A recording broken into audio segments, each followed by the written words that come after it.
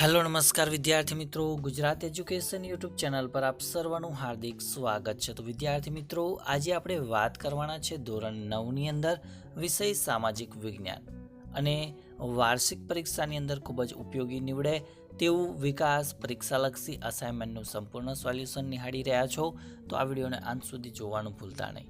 ચેનલમાં પ્રથમ વખત આવેલા હો તો ચેનલને સબસ્ક્રાઇબ કરી દેજો અને આ વિડીયોને તમારા અન્ય મિત્રો સુધી અવશ્ય શેર કરજો.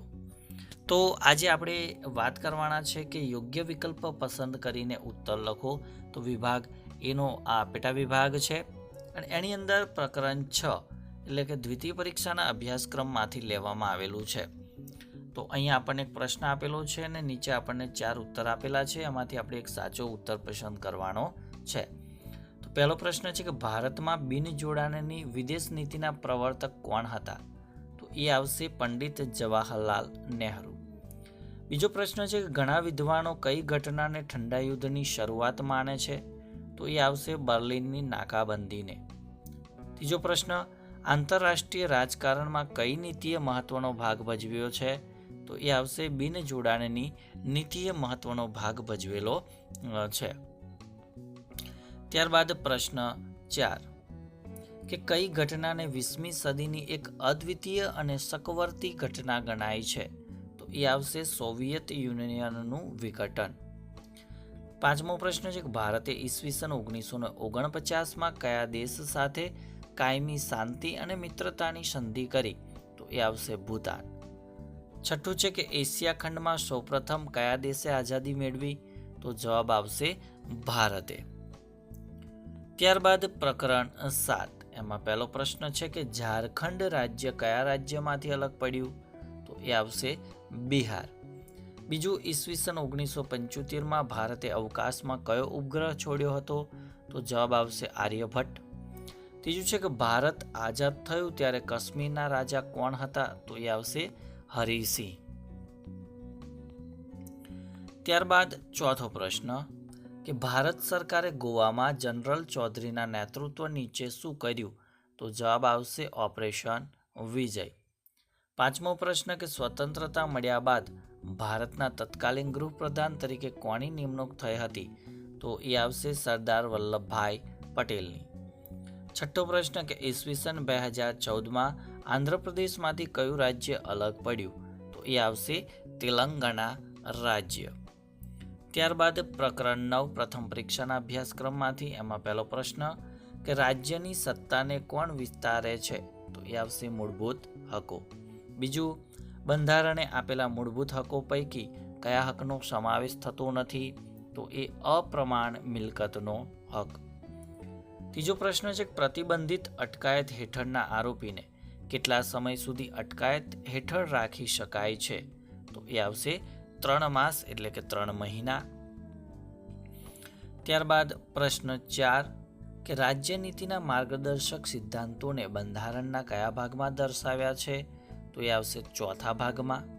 પાંચમો પ્રશ્ન, માનવ હકોની વૈશ્વિક ઘોષણાને કોને સ્વીકૃતિ આપી? તો જવાબ આવે સંયુક્ત રાષ્ટ્રોએ. છઠ્ઠો પ્રશ્ન છે કે કઈ ઉંમરના બાળકોને જોખમી વ્યવસાયમાં રોકી શકાય નહીં? તો એ આવશે 6 થી 14 વર્ષના બાળકોને. ત્યારબાદ પ્રકરણ 12 એમાં પહેલો પ્રશ્ન છે કે આપણા દેશમાં સાર્વત્રિક પુખ્ત વય મતાધિકારમાં ખાલી જગ્યા સિદ્ધાંત સ્વીકારવામાં આવ્યો છે? તો એ આવશે વ્યક્તિ દીઠ એક મત. બીજો પ્રશ્ન કે નીચેનામાંથી કોની ચૂંટણીની કાર્યવાહી ચૂંટણી પંચ દ્વારા થાય છે? તો એ આવશે ઉપરાષ્ટ્ર પ્રમુખની. ત્રીજો પ્રશ્ન કે લોકમતના ઘડતર માટે કયું માધ્યમ ઓછું અસરકારક છે? તો એ આવશે મુદ્રિત માધ્યમ. ત્યારબાદ ઈવીએમનું સાચું એટલે કે પૂરું નામ શું છે? તો એ આવશે ઇલેક્ટ્રોનિક વોટિંગ મશીન. ત્યારબાદ પ્રકરણ 5 કે નીચેનામાંથી કયું માધ્યમ લોકમતના ઘડતરમાં ફાળો આપતું બીજાનું માધ્યમ છે? તો જવાબ આવશે ટેલિવિઝન. છઠ્ઠો પ્રશ્ન છે કે સંસદીય સરકાર સંપૂર્ણપણે કોને જવાબદાર હોય છે? તો એ આવશે લોકસભાને જવાબદાર હોય છે. ત્યારબાદ પ્રકરણ 19 એમાં પહેલો પ્રશ્ન છે કે કયા રાજ્યના લોકો જાત જાતના પરોઠા આરોગે છે, એટલે કે જાત જાતના પરોઠા ખાય છે?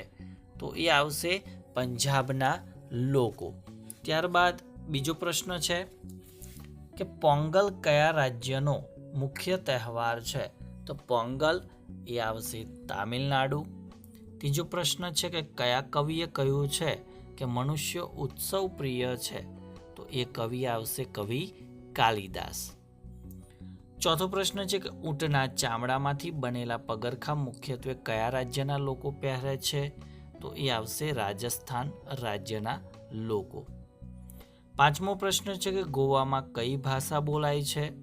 તો ગોવાની અંદર કોંકણી ભાષા બોલાય છે. છઠ્ઠો પ્રશ્ન છે કે કયા નામે ઓળખાતી દાળનો ઉપયોગ દક્ષિણ ભારતના લોકો કરે છે? તો જવાબ આવશે રસમ. તો અહીંયા દાળનો એક નામ છે રસમ. તો રસમના નામથી દાળ ઓળખાય છે અને એ દાળનો ઉપયોગ દક્ષિણ ભારતના લોકો કરે છે. ત્યારબાદ પ્રકરણ 20, એમાં પહેલો પ્રશ્ન છે કે નીચેનામાંથી કઈ આપત્તિ માનવ સર્જિત છે? એટલે જવાબ આવશે હુલ્લડ. તો ભાઈ માનવો દ્વારા કરવામાં આવતી આપત્તિ તો એ છે હુલ્લડ. બાકી ભૂકંપ, ચક્રવાત ને પૂર એ કુદરતી આપત્તિ ગણાય. બીજો પ્રશ્ન છે કે પૂર ઓસર્યા પછી કયો ખોરાક ન ખાવો? તો એ જવાબ આવશે પૂરના પાણીથી બનાવેલો ખોરાક આપણે ખાવો જોઈએ નહીં. ત્રીજું છે કે વાતાવરણના વિક્ષોભથી રચાતા તોફાની પવનો સંયુક્ત રાજ્ય અમેરિકામાં કયા નામે ઓળખાય છે? તો જવાબ આવશે ડી, ટોર્નેડોના નામે ઓળખાય છે. ચોથું, નીચેનામાંથી કયો રોગ વિષાણુજન્ય રોગ નથી? તો એ જવાબ આવશે પ્લેગ. ત્યારબાદ પાંચમો જે પ્રશ્ન છે કે ટ્રાફિકથી શાની મોટી માત્રામાં વ્યય થાય?